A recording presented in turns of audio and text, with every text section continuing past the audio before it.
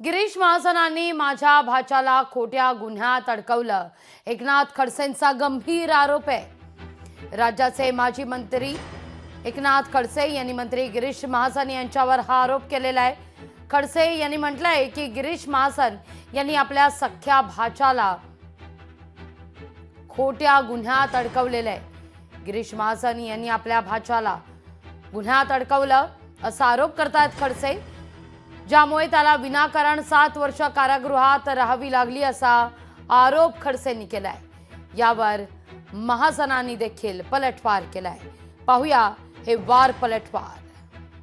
याच लोकांनी अडकवलं ना, गिरीश महाजन या लोकांनी। याला काही कारण नव्हतं, काही घेणं देणं नव्हतं। त्या दुरान्वय संबंध केसचे नव्हता। त्याला त्या कुरुंदकरचा फोन आला आणि त्याचा फोनवर झालं 1.5 मिनिट बोलणं झालं आणि बोलणं झाल्यामुळे हा त्याच्यामध्ये सामील आहे कटामध्ये, अशा स्वरूपाचा आक्षेप लावण्याचं नाव गिरीश महाजनचं नाव वगैरे मी घेतलं। जे आहे ते लोकांना माहिती आहे की याच्यामध्ये कोण आहे। मी आता याच्यापुढे नाव घेण्याची आवश्यकताच नाही आहे।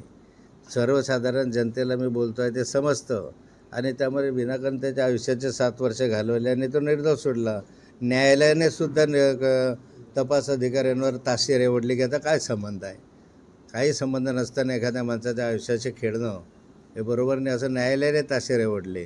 खडसे खूप आता उद्दंड अवस्थेत आहेत। त्यांची मानसिक स्थिती काही बिचाराची ठीक नाही। आपण बघतायत त्यांच्या हातामध्ये काही राहिलेलं नाही।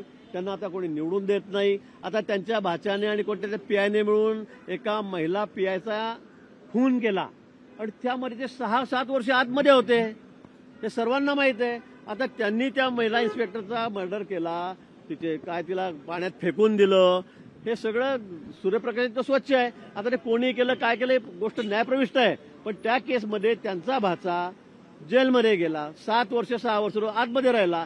आता याचाही आरोप ते माझ्यावर करतील तर मला वाटतं खडसेंचं थोडंसं त्याचं डोकं तपासण्याची वेळ आता आलेली आहे। लोकशाही मराठी ऐका, पहा, जागरूक रहा।